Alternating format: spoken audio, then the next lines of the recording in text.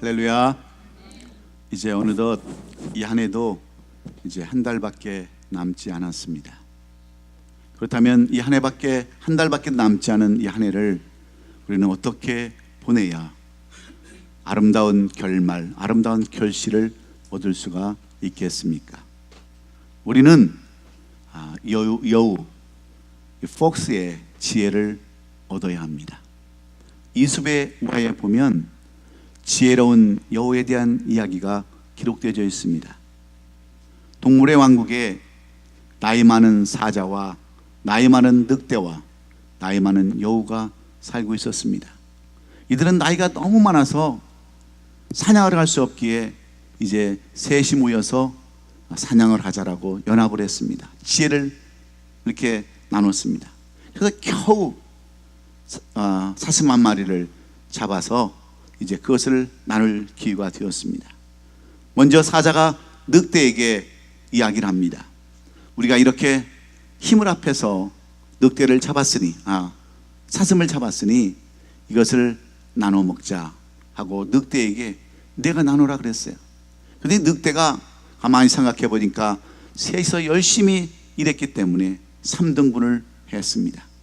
그러자 사자가 마음이 불편했습니다. 마음이 언짢았어요. 내가 그래도 이 동물의 왕국의 왕인데 어떻게 두 사람과 똑같이 나를 비교할 수 있단 말인가 하면서 마음이 언짢았어요. 그리고 이런 생각을 가졌습니다. 위아래도 없는 놈, 싸가지도 없는 놈, 그러면서 늑대를 잡아먹고 말았어요. 이제 늙은 사자와 늙은 여우만 남았습니다. 똑같이 사자는 여우에게 대답을 강요합니다. 이제 너하고 나하고 둘이 남았는데 그러면 네가 한번 나눠봐라. 그러자 여우가 어떻게 대답을 했겠습니까? 사자님, 감히 나 같은 것이 어떻게 이것을 나누자라고 말할 수 있겠어요? 사자님이 먼저 다 드시고 남은 것이 있으면 그때 제가 먹겠습니다 라고 지혜로운 대답을 했습니다. 이 말을 들은 사자가 이제야 나를 알아주는구나, 이제야 나를 태워할 줄 아는구나 감사하면서 감동받으면서 너 그런 지혜를 어디서 배웠니? 어떻게 그 지혜를 가졌니? 하니까 이 늙은 여우가 이렇게 대답을 합니다. 늑대가 잡혀먹는 모습을 보면서 저는 그 지혜를 얻었습니다 했다고 하는 이솝의 우화에 나오는 이야기입니다. 여러분, 이 이솝의 이야기는 우리에게 무엇을 교훈해 주기를 원하는 것입니까? 지혜로운 사람은 다른 사람의 실패를 보고 교훈을 삼지만 어리석은 사람은 이런 교훈을 무시하며 살다 간다라고 하는 그러한 교훈인 줄로 저는 믿습니다. 그렇습니다. 지혜롭게 산다고 하는 것은 곧 승리하는 삶이요, 지혜롭게 산다고 하는 것은 성공하는 삶이기에 지혜는 우리에게 있어서 반드시 필요하고 중요한 요소임에 틀림이 없습니다. 그래서 성경에 보면 지혜로운 사람과 어리석은 사람들의 그러한 모습들을 자세하게 수없이 이렇게 기록하고 있는데, 창세기 맨 앞장에 나오는 성경에 보면 우리는 에서를 볼 수 있습니다. 에서는 이삭의 아들로서 장자의 그러한 신분으로 태어났습니다. 그 당시 장자라고 하는 것은 그 가문의 모든 기업을 이어받을 권리요, 또 모든 부와 명예를 다 물려받는 그러한 특권을 지닌 그러한 장자로서 그는 편안하게 살 수 있는 그러한 사람이 바로 장자의 특권입니다. 이렇게 에서는 장자로서 태어났지만 그는 이 장자권을 무시해버립니다. 그리고 그의 동생 야곱에게 팥죽 한 그릇으로 팔아버리고 그 아름다운 장자권, 그 귀한 장자권을 마치 버리듯이 버려버렸습니다. 그리고 그의 인생은 이를 갈며 슬피 우는 인생으로 20년 동안이나 동생에 대해서 원한을 가지고 분노 가운데 사로잡혀 사는 그러한 안타까운 삶을 살아야 했습니다. 여러분, 왜 그렇습니까? 그 이유를 창세기 25장 34절은 이렇게 기록해 놓고 있습니다. 야곱이 떡과 팥죽을 에서에게 주매 에서가 먹으며 마시고 일어나 갔으니 에서가 장자의 명분을 가볍게 여김이었더라. 한마디로 이야기하면 어리석은 삶, 미련한 삶을 살았던 에서라고 이렇게 기록하는 것입니다. 지혜롭지 못한 자의 결과는 주어진 복도 다 잃어버리게 되었다고 하는 그러한 교훈을 에서는 우리에게 말씀해 줍니다. 지혜롭지 못하면 물질도 명예도 다 인간관계도 다 무너져서 평화도 행복도 다 잃어버리고 살 수밖에 없기에 지혜서인 잠언 3장 18절에서 지혜는 그 얻은 자에게 생명나무라 지혜를 가진 자는 복되도다 말씀하는 줄로 믿습니다. 사랑하는 우리 성도 여러분, 그러므로 지혜로운 삶을 산다는 것이 얼마나 중요한가를 깨달아서 여러분 모두가 이해 남은 이 한 해, 이해 남은 이 한 달을 아름답게 결산하는 귀한 지혜를 얻는 저와 여러분이 될 수 있기를 예수님의 이름으로 축원합니다. 오늘 우리가 함께 교독했던 이 사무엘상 25장의 말씀도 동일한 말씀입니다. 오늘 이 말씀은 어리석은 남편 나발과 지혜로운 아내 아비가일을 통해서 지혜의 근본이 무엇인가, 우리가 그토록 찾는 지혜는 과연 어떤 것인가를 말씀해 주시고자 하시는데, 지혜는 어떤 것이 지혜일까요? 오늘 본문에 깔려있는 이 본문의 배경을 살펴보면 오늘 본문의 배경은 이렇습니다. 다윗이 사울왕에 쫓겨다니면서 이곳저곳으로 도망 다닐 때 다윗은 그를 따르던 600여 명의 사람을 데리고 마온 지방이라고 하는 곳에 이르게 됩니다. 그곳에는 갈멜 족속이라고 하는 나발이라는 사람이 살고 있었는데 그의 아내의 이름은 아비가일이라는 여인이었습니다. 아비가일이라는 뜻은 현명한 사람이다 그런 뜻입니다. 나발이라는 뜻은 미련한 사람이다 그런 뜻입니다. 이 마온 지방에 미련한 남편 나발과 현명한 여인 아비가일이 살았다 그런 말입니다. 그런데 오늘 본문 그 3절에 보니까 그 사람의 이름은 나발이요 그의 아내의 이름은 아비가일이라 그 여자는 총명하고 용모가 아름다우나 남자는 완고하고 행실이 약하며 그는 갈렙 족속이었더라고. 이 아비가일의 가정에 대해서, 이 나발의 가정에 대해서 이렇게 써놨습니다. 뿐만 아니라 4절 그 이하로 가보면 이 사람들이 얼마나 부자였는지, 양이 3천이요 염소가 1,000이나 되었더라 그랬습니다. 이 나발의 가정은 목축하는 가정입니다. 양이 3,000마리나 되고 염소가 1,000마리나 되는 거부의 삶을 살고 있었는데, 이제 우리가 가을에 추수를 하듯이 이 목축에도 추수가 있습니다. 그것은 털을 깎는 거예요. 그래서 이 나발의 집이 털을 깎는다고 하는 소문이 들리자 다윗은 자기의 식솔들을 데리고 이 마온에 있는 나발의 집을 이렇게 찾아갑니다. 그리고 열소년을 보내죠. 그래서 그 광야에서 지치고 힘들었던 그러한 삶을 조금이나마 해결하기 위해서 떡과 먹을 물을 구했습니다. 그런데 이 나발이 어떻게 반응을 합니까? 뭐라고 반응을 합니까? 오늘 본문 11절에 보면 나발은 이렇게 열소년에 대해서 말하고 있지 않습니까? 내가 어찌 내 떡과 물과 내 양털 깎는 자를 위하여 잡은 고기를 가져다가 어디서 왔는지도 알지 못하는 자들에게 주겠느냐 그랬습니다. 근데 10절에 가보면 더 한심한 내용을 말하고 있어요. 다윗이 누구며 이세 아들이 누구냐? 요즘 보니까 주인을 배반하고 주인에게 쫓겨다니는 사람들이 많더라. 내가 어찌 내 떡과 물과 내 양털 깎는 자를 위해서 내가 먹을 것을 그들에게 주겠느냐 하면서 다윗을 무시해버립니다. 하지 말아야 할 말을 합니다. 조롱합니다. 이런 사실을 소년들이 다윗에게 고했을 때에 다윗은 분노를 억누를 수가 없었습니다. 은혜도 모르는 사람들, 어리석은 사람들, 내가 저들을 내일 아침에 한 남자도 내가 남겨두지 않겠다라고 다짐을 하면서 자기 군대 400명을 뽑고 그들에게 칼을 차게 하고 자신도 칼을 차고 이 마온 땅을 향해서 달려오는 것입니다. 그랬을 때 이 소식을 들었던 이 미련한 남편 나발의 아내 현명한 여인 아비가일은 미리 준비했던 모든 음식들, 무화과 뭉치들, 그 다음에 포도나무, 그 다음에 포도주, 그 다음에 양들을 잡아서 그냥 나귀에다가 바리바리 싣고 이 다윗을 찾아와서 나귀에 내리며 땅에다가 얼굴을 내고 용서를 빌었다고 하는 것이 오늘 이 본문에 나오는 아비가일에 대한 이야기입니다. 어리석은 한 사람으로 인하여 나발의 가정은 완전히 풍지박살이 날 위기에 맞게 되었습니다.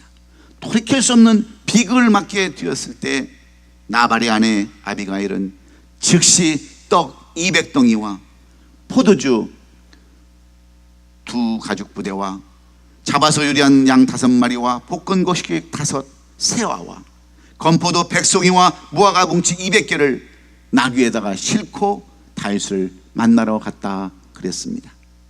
그리고 다윗을 보자 급히 나귀에 내려서 땅에 얼굴을 대고 25절에 이렇게 이야기하지 않습니까? 원하옵나니 내주는 불쌍한 사람 나발을 기억치 마옵소서. 그의 이름이 그에게 적당하니 그의 이름이 나발이라. 그는 미련한 자녀이다. 여종은 내 주께서 보내신 소년들을 보지 못하였나이다. 남편은 그 소년들을 만나서 그런 얘기를 했을지라도 나는 그런 소식을 듣지도 못했습니다 하면서 용서를 구하는 그러한 아비가일의 모습을 우리가 볼 수 있지 않습니까? 뿐만 아니라 31절에 가보면 내 주께서 무죄한 피를 흘리셨다든지 내 주께서 친히 포복하셨다든지 함으로 말미암아 슬퍼하실 것도 없고 내 주의 마음에 걸리는 것도 없으시리니 다만 여호와께서 내 주를 후대하실 때에 원하건대 내 주의 여종을 생각하소서. 이렇게 이야기를 하죠. 뿐만 아니라 32절에 가면 이런 모습을 보았던 다윗이 어떻게 반응을 합니까? 다윗이 아비가일에게 이르되 오늘 내가 너를 보내어 나를 영접하게 하신 이스라엘 하나님 여호와를 찬송할지어다.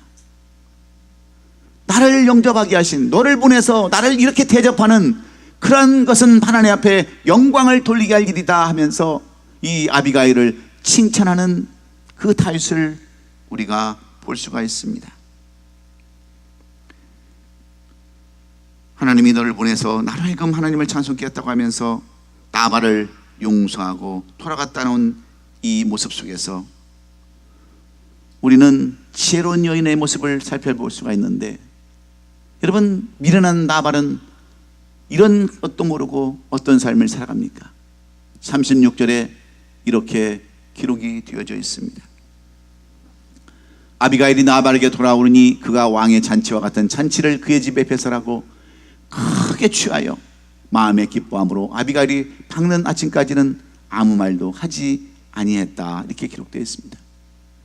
지금 자기 아내는요, 남편의 잘못으로 인해서, 남편의 어리석음으로 인해서, 미련함으로 인해서 지금 가정이 풍지박살나고 온 남자는 다 죽임을 당하는 그런 위기를 맞아서 남의 남자 앞에 가서 무릎을 꿇고 머리를 조아리면서 준비하는 음식으로 그 사람의 마음을 감동시키고 녹이는데, 이 미련한 나발은 왕의 잔치와 같은 큰 잔치를 베풀고 집에 배설하고 크게 취해서 마음에 기뻐하는 그런 삶을 살고 있다는 것입니다. 얼마나 여러분 어리석은 삶입니까? 그래서 집에는요, 누가 잘 들어와야 돼요? 그런 것은 너무너무 잘 알아요. 여자가 잘 들어와야 돼요. 여자가. 그래서 여자는 살림하는 사람입니다. 살림은 집에서 빨래나 하고 설거지나 하고 음식이나 만드는 것이 살림이 아니에요. 살림은 그대로 가정을 살리고 남편을 살리고 자식을 살리고 모든 것을 살리는 것이 살림인 거예요. 얼마나 지혜로운 여인이 이 나발 집에 들어왔으면 그 집안을 다시 살릴 수 있는 그러한 지혜를 얻을 수 있었겠습니까? 그래서 결국 나발은 하나님의 치심으로 말미암아 열흘 후에 그가 죽임을 당했다라고 말씀해 주고 있습니다. 여러분, 우리말에 개는 누구 편이라고 그랬어요? 개, 옆으로 가는 개는 가재 편이라고 그랬어요. 팔은 어디로 굽는다고 그랬어요? 하늘로 굽는다고 그랬어요.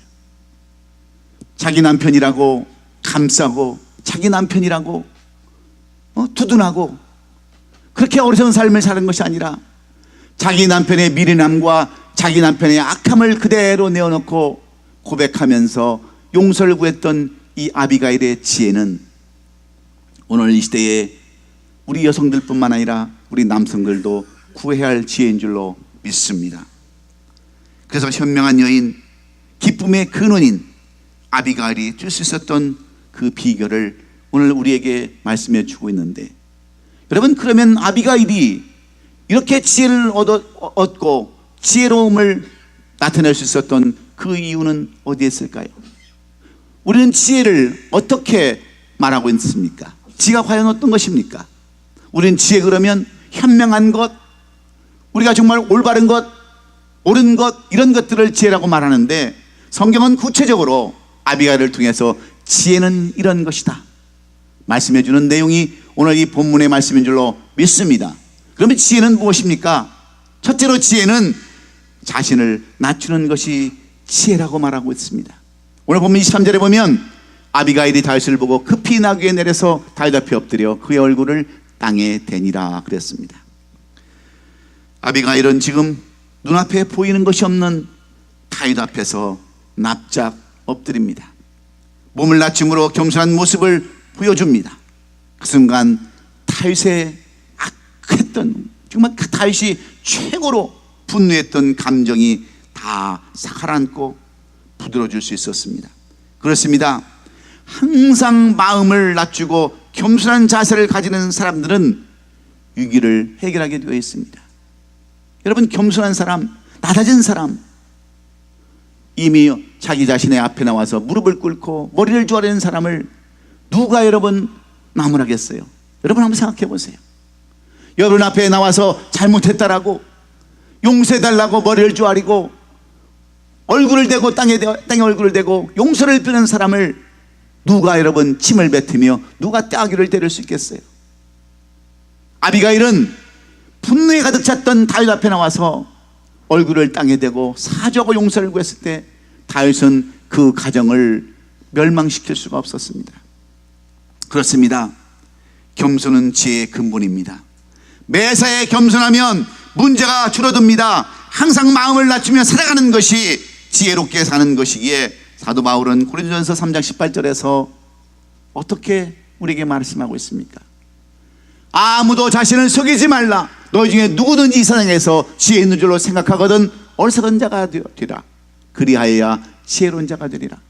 무슨 말입니까? 내가 지혜 있다라고 여러분 교만 떨지 말라는 거예요. 내가 지혜 있는 것처럼 여러분 나타내지 말라는 거예요.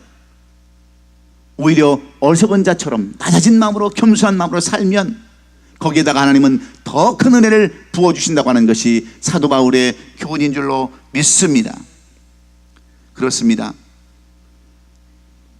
우리가 겸손해질 때에, 낮아질 때에 여러분 하나님은 그런 사람들 통해서 역사해 주는 줄로 믿습니다. 우리가 잘 아는 이삭의 생애를 살펴보면 그는 가는 곳마다 우물의 소유권 때문에 분쟁에 휘말리는 삶을 살아야 했습니다. 그래서 자칫 잘못하면 재산도 다 잃어버리고 자기 생명까지도 잃을 수 있었던 다툼과 충돌의 연속이었지만 이삭은 그 위기를 어떻게 극복하는 줄 아십니까? 그는 모든 것을 다 내려놓습니다.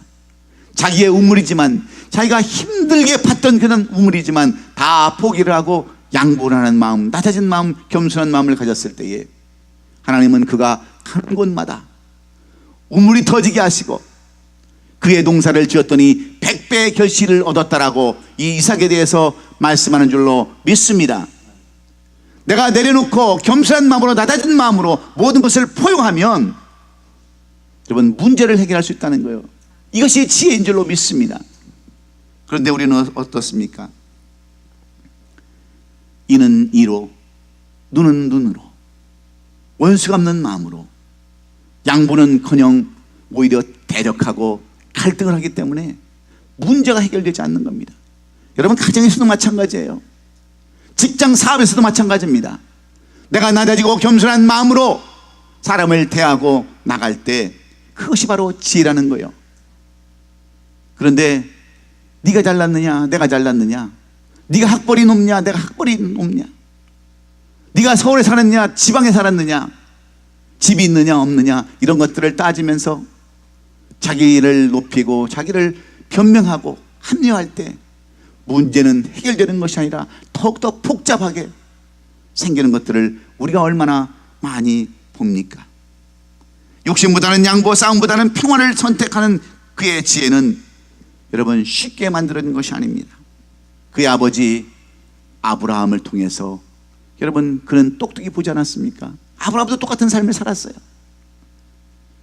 남들에게 시기를 당하고 아브라함이 잘 되는 것을 보고 많은 사람들이 주위에 있는 사람들이 시기를 했지만 아브라함은 다 용서하고 받아들이는 그러한 모습들을 보면서 이삭도 낮아진 마음으로 겸손한 마음으로 모든 것을 포기하고 넓은 마음으로 포기했을 때 하나님은 그들을 더욱더 축복의 자리로 인도해 주신 줄로 믿습니다.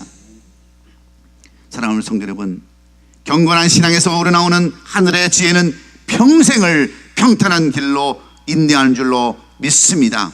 하나님이 주시는 은혜는 겸손이기에 이 겸손한 자세를 사모하고 우리는 소유해야 하는 것입니다.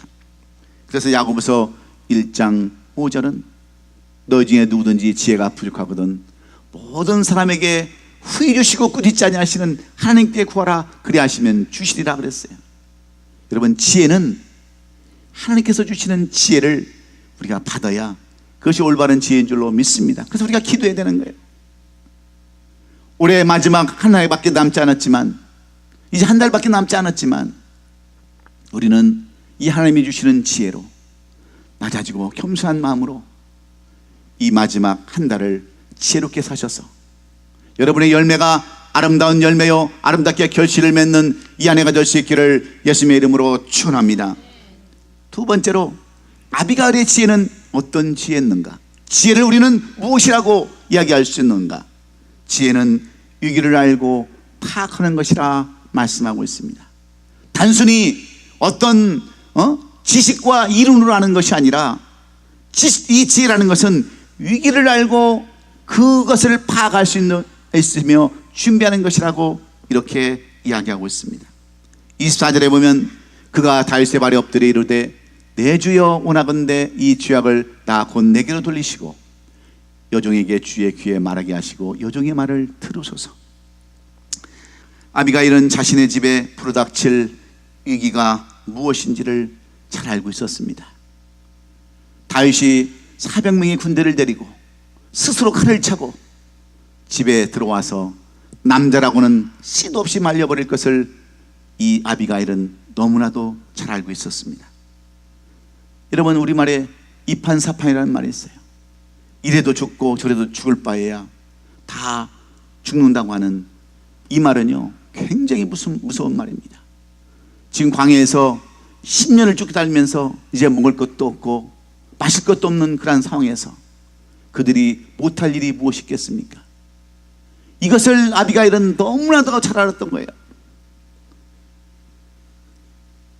오히려 그래서 그녀는 비굴하고 안쓰러운 모습이 아니라 모두를 살리는 그러한 아름다운 모습으로 이렇게 사정을 하고 있는 겁니다.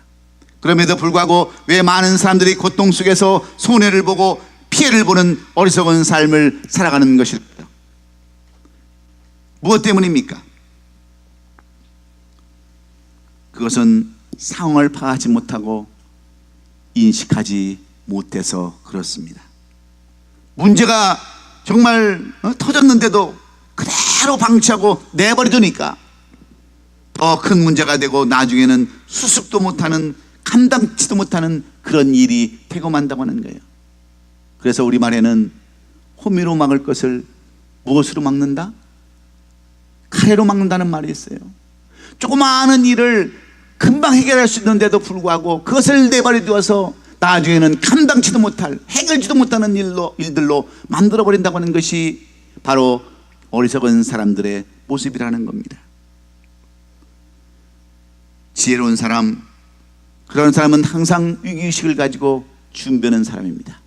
그래서 아비가일은 이러한 그 상황을 잘 파악하고 나서 그 소리를 듣고 나서 그녀는 무엇을 준비합니까? 여러분, 이 다윗은 이 나발의 집에 그렇게 큰 것을 원하지 않았어요. 단지 이 사람들이 먹을 떡과 먹을 물밖에 요구하지 않았어요. 그럼에도 불구하고 이 아비가일은 다윗이 구하지 아니한 것까지도 몽창 구해서 준비해서 다윗을 찾아가고 다윗의 마음을 바꾸고 그 가정을 살렸던 아름다운 여인, 지혜로운 여인 아비가일을 우리는 기억해야 합니다. 위기를 파악하고 그 위기를 우리가 넘길 수 있는 그런 사람들이 지혜로운 사람 아닙니까? 오늘도 우리에는 수많은 위기를 만납니다. 건강의 위기를 만나죠. 가정에 여러분 여러 가지 파트너의 위기도 만납니다. 직장이 어려운 그러한 직장의 어려움도 만납니다. 이러한 위기를 만날 때 인간적인 생각으로 가는 것이 아니라 하나님이 주시는 지혜로 그 위기를 파악하고 그것을 정리할 줄 아는, 그것을 넘겨갈 줄 아는 그러한 지혜, 준비하는 지혜가 참 지혜인 것을 깨달으시고 이제 마지막 남은 이 한 달을 잘 준비하셔서 여러분이 이 2018년도를 아름답게 장식하는 저와 여러분 될 수 있기를 예수님의 이름으로 축원합니다. 세 번째로, 그러면 지혜는 뭐냐? 지혜를 우리는 어떤 것을 지혜라고 하느냐? 지혜란 자신의 잘못을 인정하는 것이다. 25절은 말씀합니다. 25절에 보면 원하옵나니 내주는 이 불량한 사람 나발을 개치마옵소서. 그의 이름이 그에게 적당하니 그의 이름이 나발이라. 그는 미련한 자니이다. 여종은 내 주께서 보내신 소년들을 보지 못하였나이다.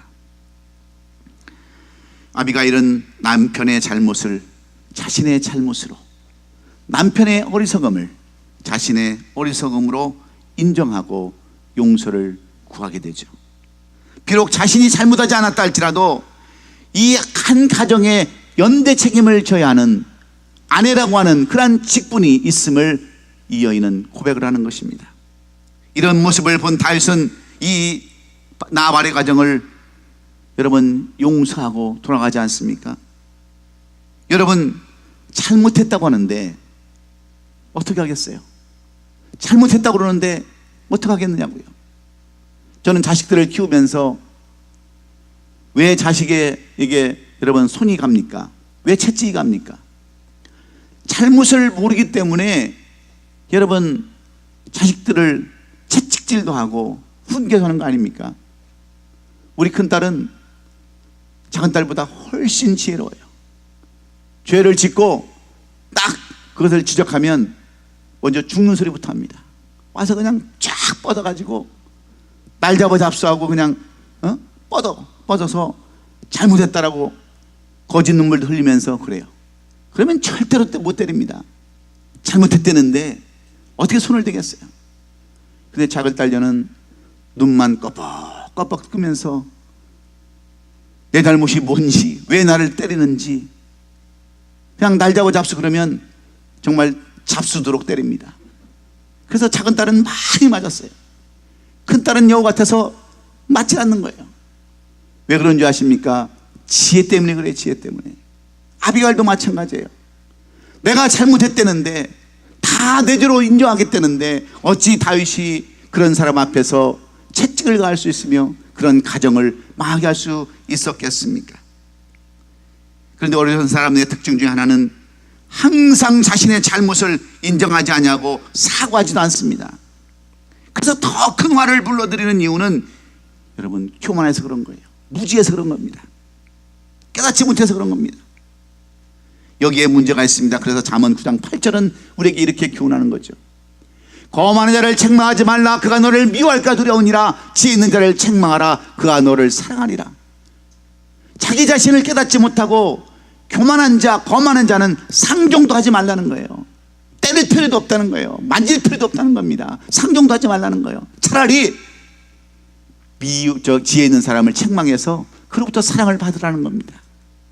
여러분, 그 말이 맞지 않습니까? 교만한 자는 넘어짐의 앞잡이라고 그랬어요. 자신의 잘못을 인정하지 아니하는 거만한 자, 교만한 자는 여러분 갇히지도 말라고 그랬습니다. 그렇습니다. 어떤 사람이 여러분 지혜로운 사람입니까? 자신의 잘못을 순수하게 인정하고 받아들이는 사람이 지혜로운 사람이에요. 그런데 많은 사람들이 어떤 삶을 살아가는 줄 아십니까? 나발 같은 남편이 있다고 한다면 남편이 술 먹고 노름하고 담배 피고 다른 짓 하고 다닐 때 여러분 지혜 없는 여인들은 어떻게 대답을 합니까? 친구를 잘못 만나서 그렇더라고, 직장이 그런 직장이라고 그래서 그렇다고, 교회를 그런 교회 다니니까 교훈을 못 받아서 그렇더라고. 그렇게 여러분 이유되고 핑계대는 여인들이 많은데 아비가일은 그렇지 않았어요. 남편의 죄도 그대로 고백하고 자신이 잘못해서 자신이 제대로 남편을 섬기지 못해서 아내 노릇을 못해서 이렇게 되었다라고 고백하는 자기 자신의 잘못을 인정하는 것이 여러분 큰 죄인 줄 믿습니다. 그래야 여러분 가정이 화평한 거예요. 그래야 하나님께서 알아서 해결해 주시는 겁니다. 그런데 이유되고 핑계대고 합리화나 시키고 그러면 여러분 어떻게 되겠어요? 그러므로 이제 겨우 한 달 남은 이 해가 다 가기 전에 나는 이 한 해를 어떻게 살았는가, 가정에서는 어떻게 살았고 직장에서는 어떻게 살았으며 교회에서는 내가 어떻게 살았는가, 여러분 한번 자신을 되돌아보는 기회가 될 수 있기를 간절히 원합니다. 그러면서 내가 잘못한 것이 있으면 하나님, 나는 2018년도에 헌신도 못했습니다. 가정에 충실하지도 못했습니다. 직장에 내가 정말 충성하지 못했습니다. 자신이 한번 잘못을 헤어보면서 지혜를 얻는 사람에게 하나님은 그런 사람을 통해서 잘못된 것들을 덮어주시고 허물 덮어주시고 2019년대는 더 남던 것으로, 더 축복된 것으로 채워줄 줄로 믿습니다. 깨달음이 없는 백성들은 망하는 백성들과 똑같다고 그랬는데 우리 자신을 잘못을 인정하고 그대로 고백하며 나가는 저와 여러분 될 수 있기를 예수님의 이름으로 축원합니다. 마지막으로 지혜란 과연 어떤 것이냐? 우리가 생각하는 지혜는 과연 어떤 것을 지혜라고 말하는가? 지혜는 남을 높이는 것이라 이렇게 말씀해 줍니다. 오늘 보면 29절에 보면 사람이 일어나서 내 주를 쫓아 내 주의 생명을 찾을지라도 내 주의 생명은 내 주의 하나님 여호와와 함께 생명싸개 속에 쌓였을 것이요 내 주의 원수들의 생명은 물매로 던지듯 여호와께서 그것을 던지시리이다. 여러분 누가 하는 얘기입니까? 마온 땅에 사는 미련한 남편 나발의 아내 현명한 여인 아비가일이 고백하는 내용 아닙니까? 아비가일은 그의 남편처럼 남을 깎아내리지도 않았습니다. 모욕을 주지도 않았어요. 도리어 남을 높이는 지혜가 있었기에 다윗을 감동시킵니다. 사실 나발이나 아비가일은 이 다윗에 대해서 잘 알고 있었던 사람입니다. 여러분 다윗을 몰랐다면 어떻게 나발이 다윗이 누구며 이새의 아들이 누구뇨? 내가 왜 그런 사람들에게 먹을 것을 주느냐? 이새의 아들인지는 어떻게 알았으며 다윗이 누군지를 어떻게 알겠어요? 왜 도망다니는지를 어떻게 알았겠어요? 이들은 다 알고 있었습니다. 그런데 나발은 어떻게 표현을 합니까? 불쌍한 인간, 쫓겨다니는 인간, 어리석은 인간으로 이 다윗을 대하지만 여러분 아비가일은 어떻게 대해요? 오늘 본문 29절에 보니까 거기에 보면 다 다윗을 내 주라고 고백합니다. 거기다 또 내 주의 하나님 여호와와 함께 생명싸개에 쌓였을 사람이라고, 하나님이 부여주신 사람이라고 다윗을 그렇게 얘기하고 있잖아요.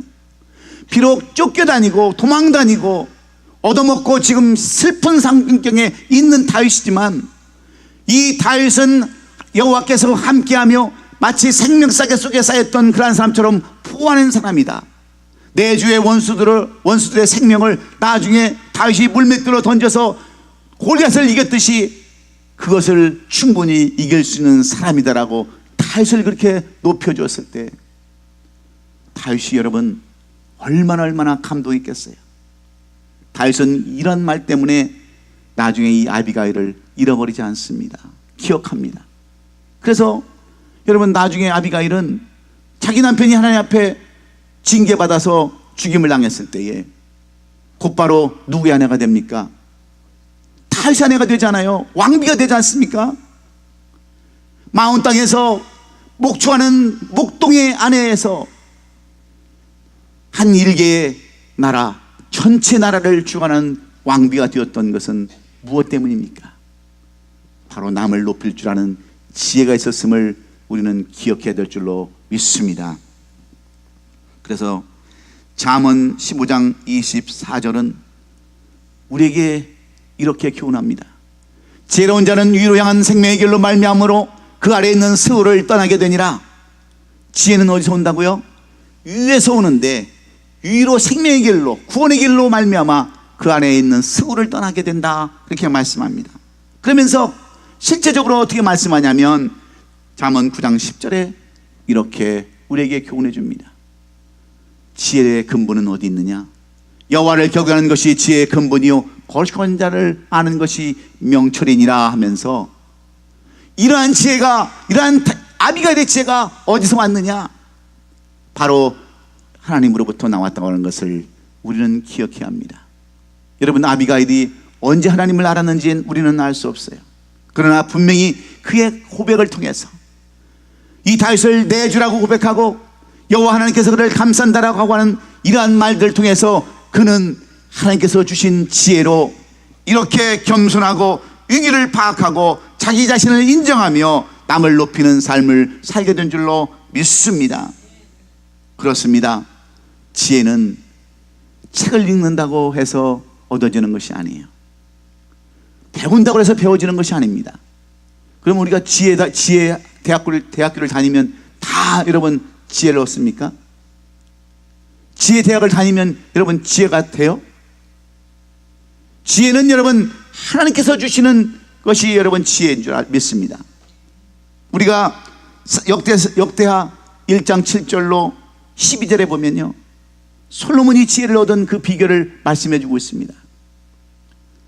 다윗이 그의 아들 솔로몬에게 왕권을 물려주고 모든 것을 준비했다가 자기가 짓지 못하는 성전을 솔로몬으로 짓게 하고 1000번제를 드리지 않았습니까?